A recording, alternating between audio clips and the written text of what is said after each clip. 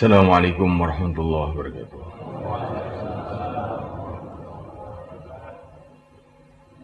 Hadirin dimulakan, duduk itu aja duduk mengikuti nafsu, duduk senden dengan ngontak-ngantuk kayak kepalanya kabutan.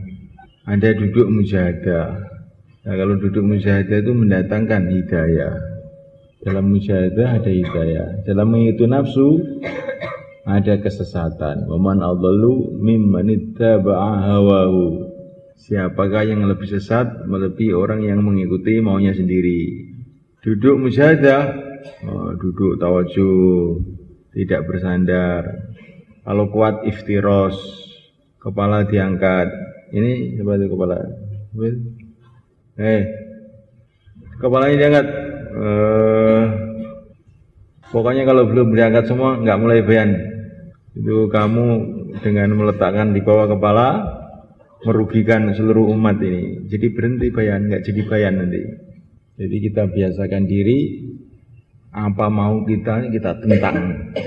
Nanti itu barokah.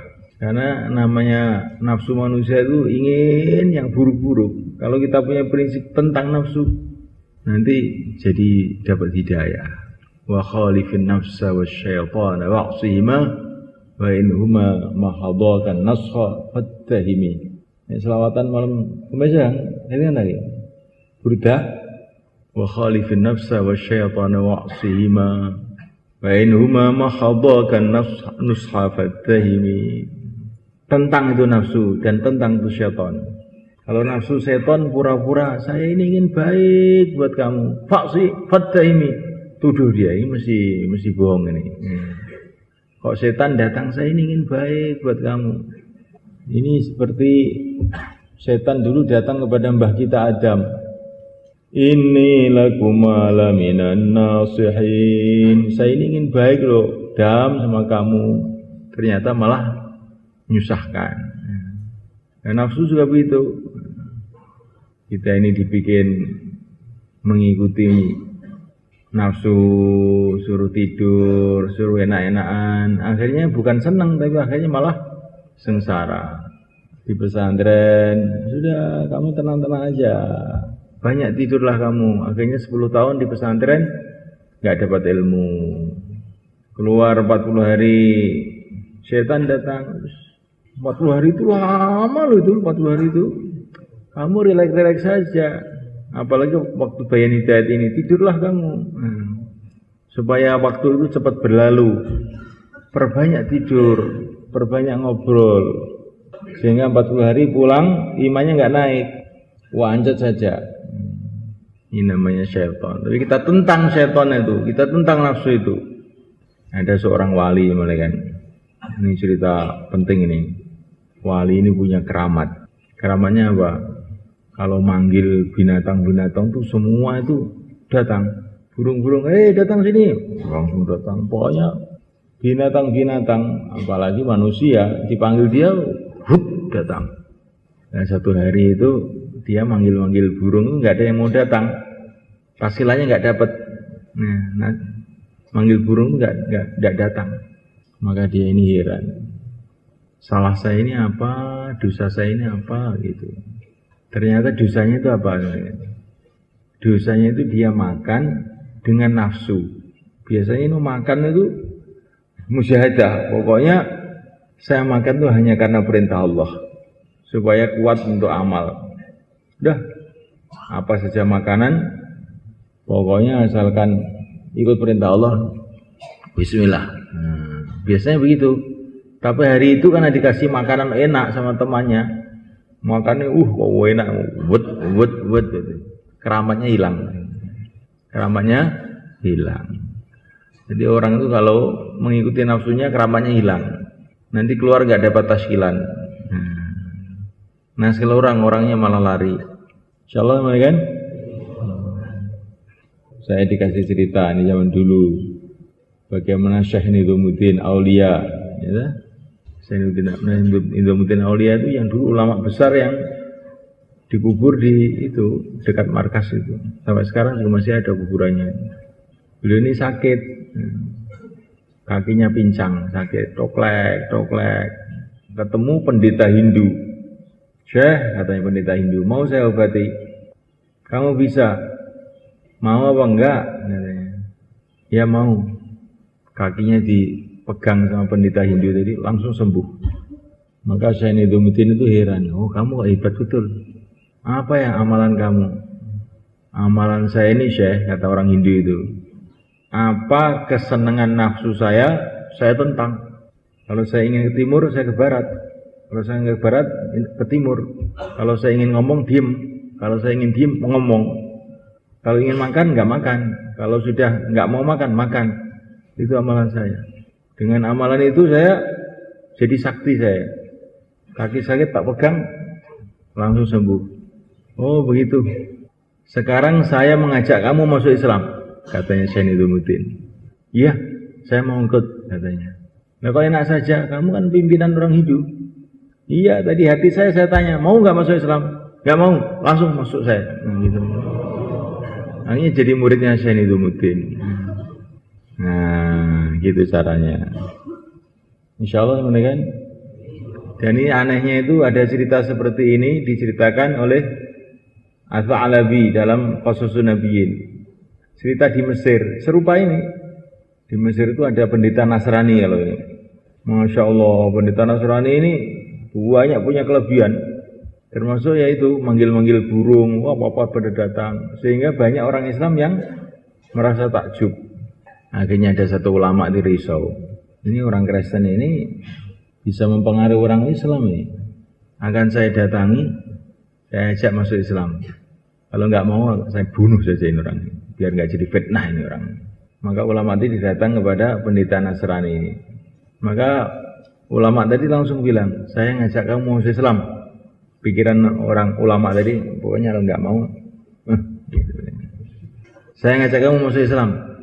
Nah orang Nasrani tadi lu semua kan, langsung, iya saya siap masuk Islam. Kamu beneran apa tidak? Katanya orang Islam ini. Masa diajak masuk Islam nggak dikasih tahu apa-apa tentang Islam, langsung. Iya siap, kamu ini bohongi saya. Bukan bohongi, betul saya masuk Islam. Apa dasarnya? Dasarnya itu saya tanya hati saya, mau nggak masuk Islam? Hati saya bilang tidak, katanya. Langsung tak tentang nafsu saya. Karena saya ini punya amalan menentang nafsu. Pokoknya apa yang berat untuk nafsu saya kerjakan. Maka saya tanya hati saya, kok berat? Sudah masuk Islam saja. Bagaimana kalau ini kita jadikan amalan kita juga? Siapa yang mau pulang, berangkat. Yang mau wasi-wasi itu. Lah sudah ditasil 40 hari bagaimana? Kamu pulang seneng apa berat? Seneng Pak, keluar lagi. Nanti kamu jadi sakti kamu. Tapi kalau kenapa kok pulang? Ya, memang saya sudah kangen rumah Pak. Sudah setahun saya ini meninggalkan rumah. Oh bagus, tapi kamu tidak sakti kamu. Kamu biasa, biasa. Kalau ingin sakti seperti Maulana Umar, setelah keluar setahun, disuruh pulang sama Maulana Yusuf, putus musyawarah, kamu pulang. Pulang tuh nangis. Bagaimana kok saya suruh pulang, umat kayak begini. Pulang, kata Maulana Yusuf. Putus musyawarah, pulang.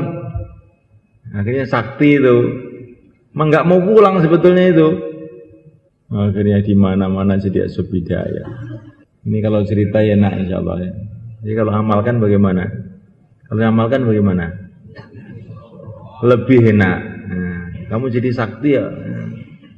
Kalau kamu tidak mau ngamalkan, kamu jadi orang biasa. Karungan, ombyoan. Karkun biasa. Kalau sudah suruh pulang kok nangis, wah ini karkun sakti ini. Bagaimana semuanya? Jadi kita keluar ini bukan hanya 4 bulan, 40 harinya itu. Kalau 4 bulan, 40 hari itu memang sudah, insya Allah, sudah berangkat memang. Tapi bagaimana timbul perubahan dalam hati? Suka menentang nafsu. Karena pengalaman orang-orang dulu itu, apa yang berat, itu setelah itu datang nusratullah. Para sahabat diajak ke Badar nih, Masya Allah berat. Wa inna fariqam minal mu'minina lakarihun yujadilunaka bil haqqi ba'dama tabayyana lahu. Nah, akhir ayat. Gimana sob itu? Coba ayatnya. Siapa yang hafal? Ini enggak ada Syakir sih masalahnya. Ini sudah pikirnya 6 sifat aja, sudah ayatnya sudah lupa semua. Ya. Bagus. Ya. Ini banyak hafid Quran di ini sebetulnya. Jadi orang-orang ahli Badar itu ketika diajak berangkat itu sebagian itu berat itu rasanya. Ka'annama yusaquna ilal mauti wa hum yanzurun, rasanya itu mati rasanya. Dalam hati itu ini kita ini disuruh mati nih. Berat. Tapi justru ketika berat itu sampai di Badar datang pertolongan Allah yang luar biasa. 1000 malaikat Allah datangkan untuk membantu mereka. Jadi kita ini amalan itu jangan mengikuti selera, justru kita ini menolak selera kita. Insyaallah kan? Itu kita jadikan prinsip dalam setiap kerja kita. Ada seorang sahabat itu keluar itu jadikan amir sama Rasulullah itu. Maka ketika jadi amir dia ini merasa kayak hebat sendiri gitu. Maka pulang dimintai Darguzari oleh Rasulullah. Gimana? Kamu keluar bagaimana kamu? Ya Rasulullah, saya mohon kalau keluar lagi jangan sekali-kali saya jadikan amir. Kenapa? Kok hati saya kok jadi kayak sombong begitu hati saya. Ini sahabat kayak begitu. Apa-apa yang membuat hatinya itu agak kurang baik, bukan pokoknya yang mimpin harus saya. Kalau yang mimpin bukan saya, nggak mau saya keluar. Nah, yang bayan harus saya, yang jadi zamindar harus saya. Nah ini sahabat paling takut dengan begitu itu. Saya begitu. Khawatir masuk sifat kesombongan. Orang yang sombong tidak bisa masuk surga. Nah, berat kan ini. Jadi kita ini harus dakwah, tapi dengan tawadhu. Orang itu lebih baik dari saya, orang itu lebih baik dari saya. Hati kita ini harus begitu. Sampai kepada orang yang maksiat pun kita husnudzon. Ya dia itu maksiat sekarang, mungkin besok jadi wali, ya nggak tahu. Para sahabat dulu asalnya orang-orang kafir, tahu-tahu jadi wali-wali Allah. Maka ketemu orang itu senantiasa kita ini melihat kebaikan-kebaikannya, kemungkinan kebaikannya. Jangan saya merendahkan. Kalau merendahkan, bisa-bisa nanti kita malah merosot mereka yang naik. Ketika Sayyidina Umar masuk Islam, kan, itu sebagian orang-orang Islam itu nggak percaya. Dapat berita Sayyidina Umar masuk Islam, sebagian itu tertawa. Alah, berita bohong. Kalau untanya Umar masuk Islam itu ya masuk akal. Kalau Umar masuk Islam itu mana ada orang percaya bahwa berita kok aneh-aneh. Ternyata masuk Islam betulan.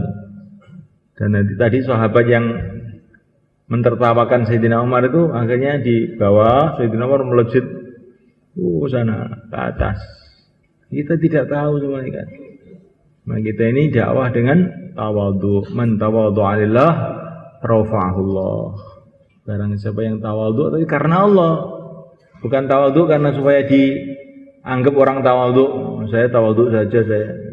Biar orang-orang menganggap saya tawadhu. Ini namanya bukan tawadhu karena Allah, tawadhu karena orang. Gak ada nilainya. Tawadhu karena Allah. Saya ini tidak punya apa-apa, semua milik Allah, tidak punya kemampuan apa-apa, semua dari Allah. Tawadhu karena Allah, Allah akan angkat derajatnya. Dalam satu hadis dikatakan, kurang lebihnya Allah memandang hati manusia pada zaman Nabi Musa, dan Allah melihat tidak ada hati yang lebih tawadhu melebihi hatinya Nabi Musa. Maka Allah angkat Nabi Musa menjadi kalimullah, mendapatkan firman langsung dari Allah. Saking tawadhunya. Dan Allah melihat hati zaman baginda Muhammad SAW. Allah tidak melihat hati yang lebih tawadhu melebihi hati yang mulia baginda Muhammad SAW. Maka Allah Subhanahu wa taala pilih baginda Nabi menjadi kekasihnya, nabinya, rasulnya. Ya asbabnya itu begitu, maksudnya begitu. Ya memang sebelum lahir juga Rasulullah sudah dipilih oleh Allah. Tapi asbabnya itu, prosesnya itu begitu. Kemudian Allah melihat hati manusia setelah baginda Nabi. Maka Allah melihat tidak ada hati yang lebih baik melebihi hatinya para sahabat. Maka Allah memilih para sahabat untuk menemani nabinya. Maka kita ini juga begitu. Sekarang ini Allah melihat hati kita. Maka hati yang dipenuhi tawadhu, dipenuhi takut pada Allah, harap kepada Allah, cinta kepada Allah. Dan itu nanti yang akan takut, yang akan dipilih oleh Allah. Semoga Allah memilih kita semua. Maka ini kita keluar ini untuk perbaikan hati ini semuanya. Dan perbaikan hati itu dimulai daripada yakin. Kalau orang itu punya yakin kepada Allah, yang berkuasa hanya Allah. Allah melihat saya, Allah mendengar saya. Kalau orang itu punya yakin kepada Allah, otomatis timbul sifat-sifat hati yang baik. Timbul takut kepada Allah, timbul cinta kepada Allah, timbul tawakal, bergantung hanya kepada Allah. Nah kalau sudah begitu, macam-macam pertolongan Allah yang ghaib, yang tidak dikira-kira, seperti pertolongan Allah yang telah datang kepada para nabi, para rasul, para sahabat, akan datang kepada kehidupannya. Kalau hatinya sudah begini, kayak hatinya para sahabat, mendengar Allah sudah gemeter. Nah ini hati yang sudah begini ini, nanti dia dapat pengalaman-pengalaman luar biasa. Hati yang cinta kepada Allah, contohnya seperti Sayyidina Abu Bakar, hati cinta itu datang kepada Rasulullah, ya Rasulullah, ini seluruh harta saya, terserah Tuhan, nanti kalau punya harta lagi akan saya setorkan lagi ya Rasulullah. Ya, datang seorang sahabat yang lain, ya Rasulullah, ini separuh harta saya, semoga dapat pahala. Ya, Nabi itu tersenyum. Kok beda banget ya kamu dengan Abu Bakar, katanya. Abu Bakar korban seluruh harta, belum mikir pahala, pikirnya mau korban lagi. Pokoknya nanti kalau saya mau ada harta lagi, saya akan korbankan lagi. Kamu baru korban separuh sudah berapa pahala. Ya, Abu Bakar itu amat karena cinta. Orang itu kalau cinta itu sudah korban itu seneng gitu dok. Korban itu seneng. Pokoknya korban seneng. Nggak mikir itu hasilnya apa, itu nggak mikir. Pokoknya korban seneng. Itu Sayyidina Abu Bakar Siddiq radhiyallahu ta'ala yang dikatakan imannya tertinggi di kalangan umat ini. Bahkan bukan di kalangan umat, kalangan seluruh manusia selain para nabi, para rasul, maka Abu Bakar ini yang tertinggi imannya. Orang itu yang dipikir korbannya, senengannya korban. Kalau korban seneng, sampai itu belum terpikir pahala. Saya keluar 40 hari supaya bebas dari sifat munafik, bebas dari api neraka. Sudah 40 hari sudah khatam saya, maka pulang saya akan berhenti dari tabligh ini, kapok seumur hidup saya. Nah ini bukan sifatnya Abu Bakar. Sifatnya Abu Bakar itu korban. Wes seneng gitu dok. Semoga termasuk kita insyaallah. Kita ini belajar, bukan hanya sekedar belajar dakwah, tapi belajar bagaimana kita ini menjadi orang-orang dakwah yang diterima oleh Allah.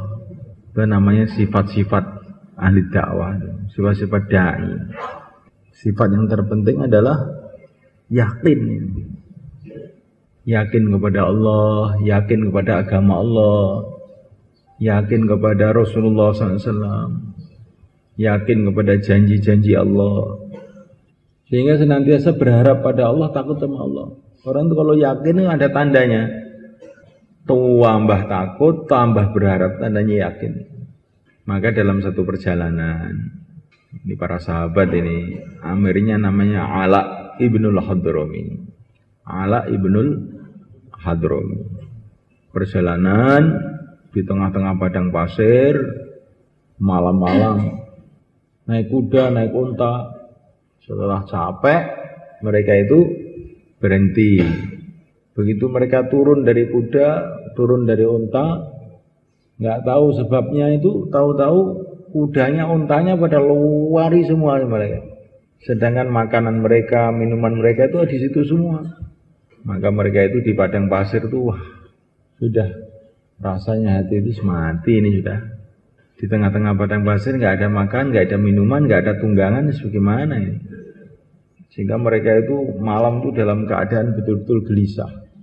Tapi amirnya Ala ibn al-Hadrami ini luar biasa memang orangnya ini. Yakinnya, harapannya kepada Allah itu luar biasa.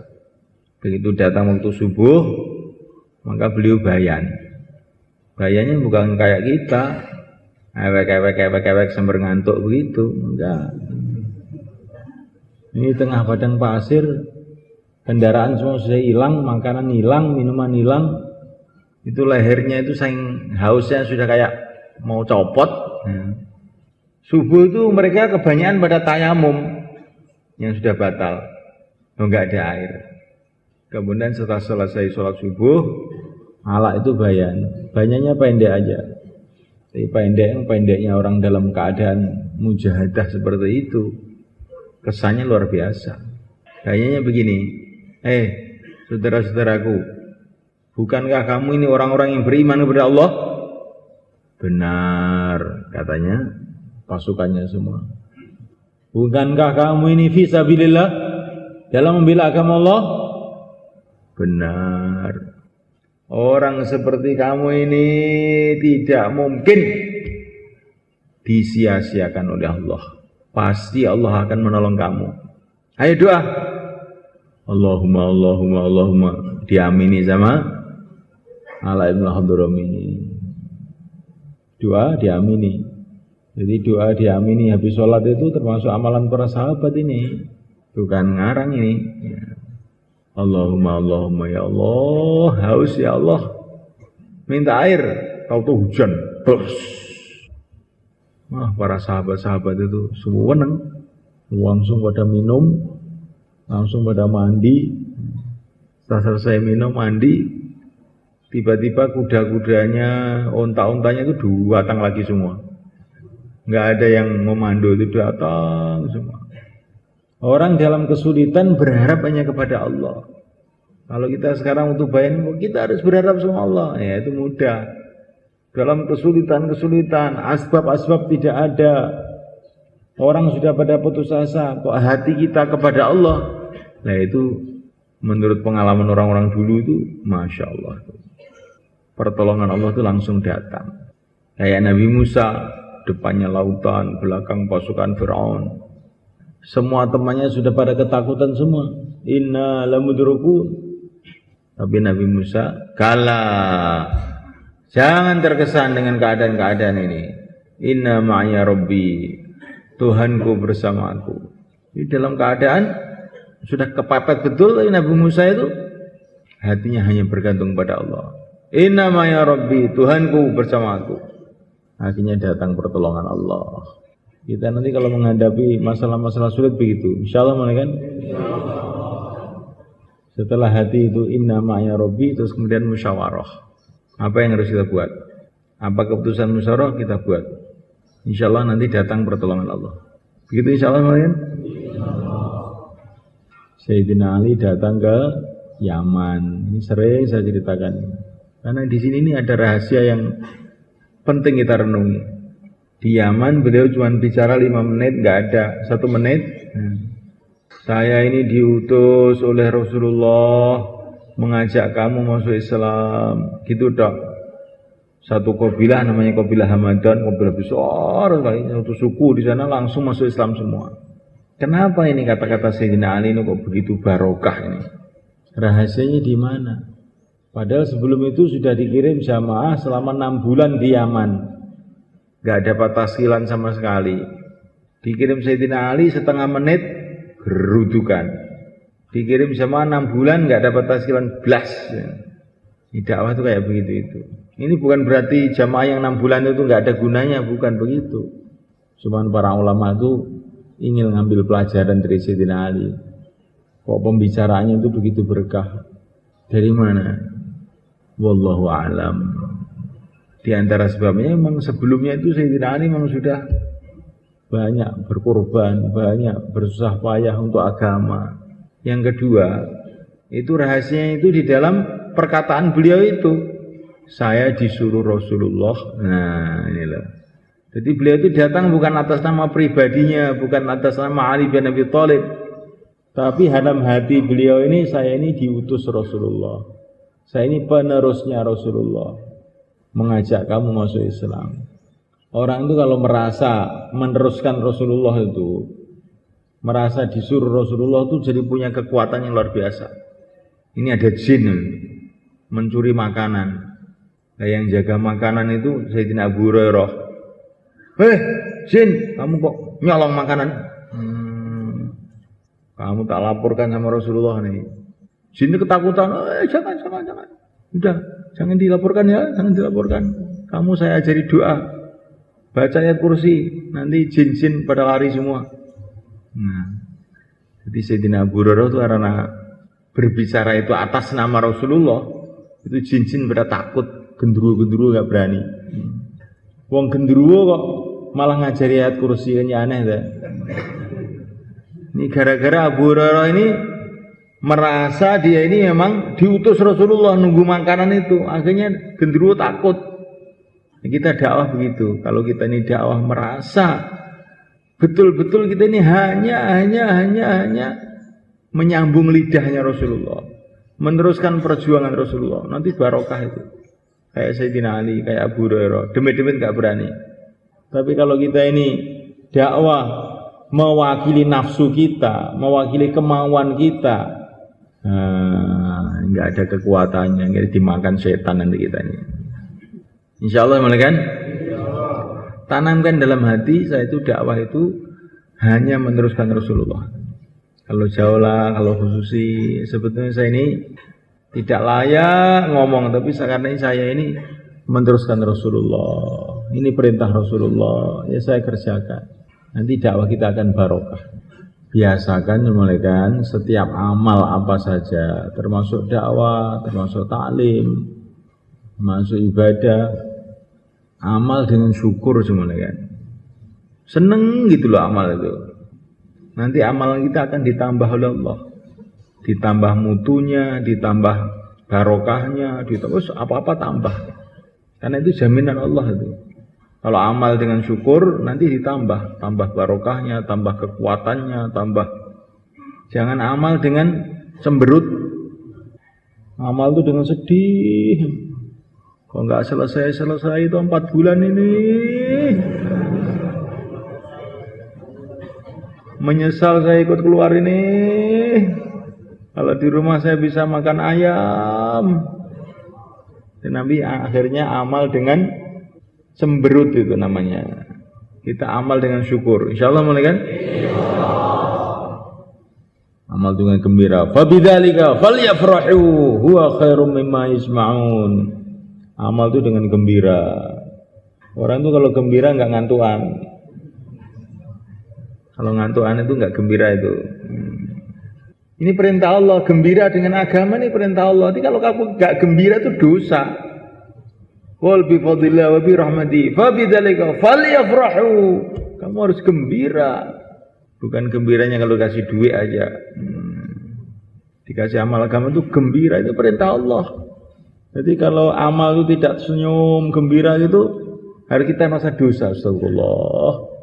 Kasih hadiah kayak gini besarnya oleh Allah, kok saya nggak gembira. Ini betul-betul nggak tahu diri namanya. Insyaallah malah kan? Kalau amal sudah dengan syukur, akhirnya mudah sabar. Orang itu kalau syukur mudah sabar, betah akhirnya. Karena tahu amal ini amal besar, agama ini perkara besar, hanya syukur, setelah syukur menghadapi kesulitan apa-apa, jadi sabar. Kalau syukur ditambah-tambah oleh Allah, tambah barokahnya, tambah kebaikannya. Kalau sabar, innallaha ma'as-sabirin, senantiasa ditolong oleh Allah. Kalau sudah syukur, sabar, akhirnya mudah istiqomah. Kalau sudah istiqomah ini Masya Allah, pasti akhirnya datang pertolongan Allah dalam kehidupan kita di dunia dan di akhirat. Jadi mulainya dengan syukur, amal dengan syukur. Kalau sudah syukur jadinya mudah sabar, walaupun panas, dingin, sulit, sabar. Jadikan sabar itu setelah syukur. Nanti enak itu. Kalau sabar tok nggak ada syukurnya, itu kayak kopi pahit tok nggak ada gulanya. Akhirnya kayak kebelet ngising, tahu kebelet ngising? Diempet lama-lama nggak tahan. Kalau sabar sama syukur kamu ramu jadi satu, itu seperti pahitnya minum obat. Minum obat, tapi kok terus seger. Oh, minum lagi. Sampai seger, minum lagi. Akhirnya senang. Jangan sabar dok, sabar diramu dengan syukur. Ada kopinya, ada gulanya, ada airnya, diminum jadi enak. Insyaallah mulai kan? Kalau amal dengan syukur, amal dengan sabar, akhirnya mudah istiqomah. Kalau istiqomah, innal ladzina qalu rabbuna Allah tsumma istaqamu fala khaufun 'alaihim wala hum yahzanun. Enggak usah khawatir, maksudnya pasti datang macam-macam kebaikan. Dengan tersenyum caranya ya, enggak boleh cemberut ya. Syukur. Insyaallah mulai kan?